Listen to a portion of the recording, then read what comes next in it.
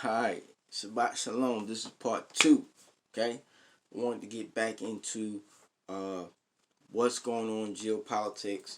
Okay, with Iran, we're going to see if the United States is going to put in writing their response to Russia. Okay, with Blinken, it's pretty much already been said. Okay, the United States is not pulling out no troops in NATO. Germany is not pulling out. Poland is not pulling out. NATO is here to stay, and they're going to open up their door to Ukraine. Okay, so I'm expecting, and I'm not expecting it to happen in the wintertime. Okay, most wars play out in the springtime. Okay, but you can have an incursion in the wintertime. All right, and it can play out, but most of the time it happens in the springtime. All right, because it's good weather, snow is off the ground, troops can move easily, and food is being produced during that time. Uh, One of the things that is on everything is happening in Geneva. The reason why it's happening in Geneva is because you got a lot of Jesuits out there, you got the Pope out there, you got the Council of Bishops out there, and they have an opportunity to put the input, especially the Black Pope. If you don't know who the Black Pope is, you should look that up. Or the Black Robe Pope, shall I say. He's the military arm of the Vatican. Okay, war general for the Vatican. Okay, yes, the Vatican has an army, and it is usually the temple army, but at times they do secular uh, affairs as well. In fact, they on both ends of the coin. They in both sides. All right, temple and secular. Okay, meaning spiritual and carnal, or your everyday affairs versus your high office paperwork and documents. Okay. Um, with this week, they already United States already missed the deadline. They were supposed to respond Wednesday to Russia's treaty agreements. Okay, they didn't do that. They're saying next week now that they're gonna respond. This is what he told Lavrov. Just watch Anthony Blinken say this. Okay, but he said they want some benefits. Okay, they want Russia to move their troops off their border.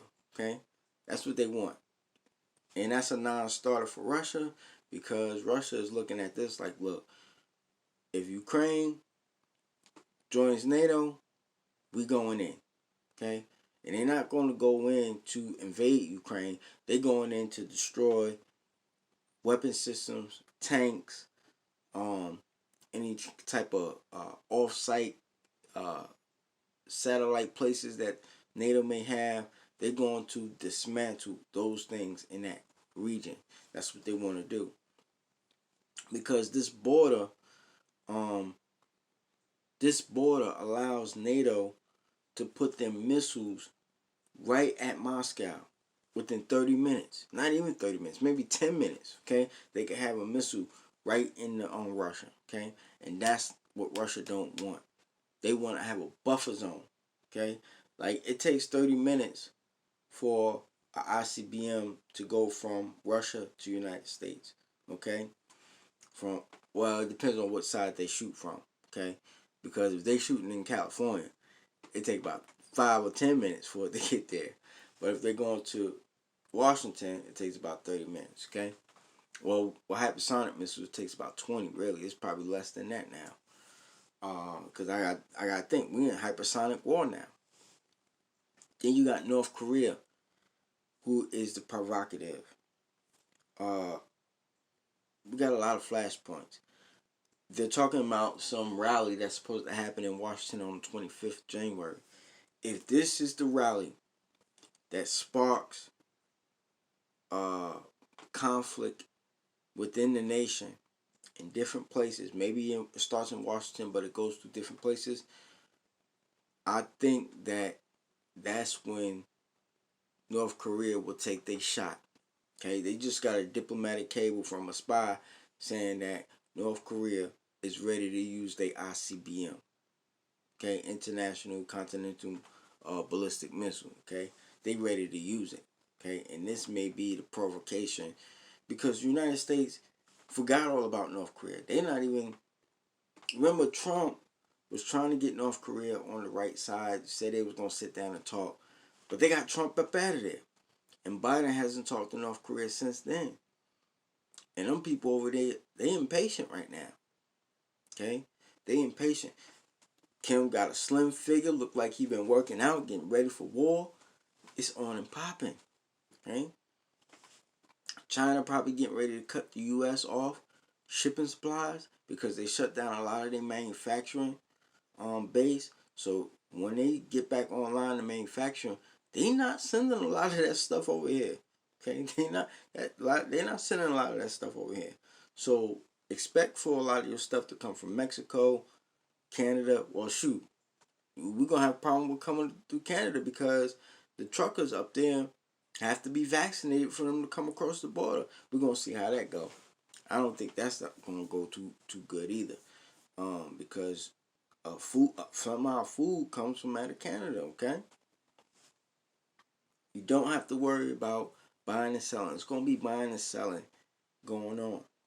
The problem will you be able to afford it, and will you be able to get it? That's gonna be the problem. Can you afford it? Can you get it? All right, because it may be out there, you just may not be able to get it. Now this spring, I'm growing some more bok choy, and bok choy is easy to grow. You get you some seeds, all right. You ain't gotta do much. You throw them in the ground. 2 weeks, you have your plant. It has a lot of versatility. You can make soups and salads and different things with bok choy. And if you got neighbors around you that's growing some things, you maybe can trade some bok choy with them, and they can give you some tomatoes, or something, and you can make it. You can make something. You'll be profitable for your neighbors. Okay, don't be a freeloader, or don't come with a handout that you not prepared to bring anything to the table.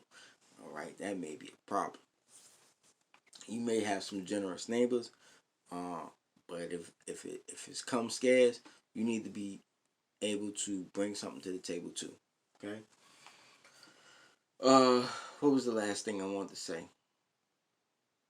Whatever you do not, do not lose faith. Okay. Do not lose help or hope. The angels are right beside you. Prayer still works, and miracles still are happening.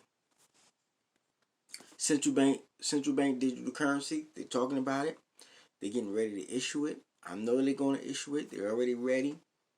But it's not going to play out the way how they think it's going to play out. Okay? So if you need to have some cash on hand, you need to have some cash on hand. And I'm not talking about $100 bills. I'm not talking about $20 bills. I'm talking about fives and ones. Okay? Cash on hand. Okay? Because you would definitely need it.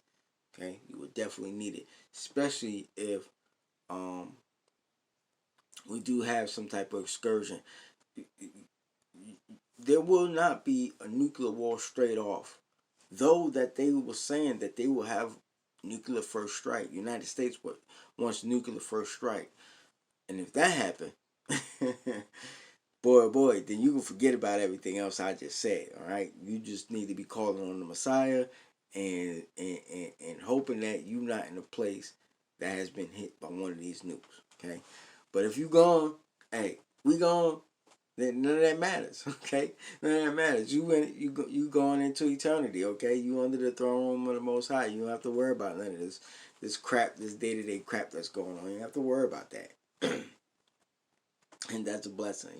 You should be looking forward to eternity, okay? Coming back and living eternal. But usually wars like this don't start off straight off nukes, okay? Usually small bombs, military here and there. But I'm worried about the United States and their arrogance and their hypocrisy and their posture of not wanting to really heed the concerns of Russia. Okay, they just not understanding. They're not understanding. That's all for that. Just wanted to talk to you. Hopefully you be encouraged and you're praying and you're still looking up because your redemption draweth nigh. Shalom.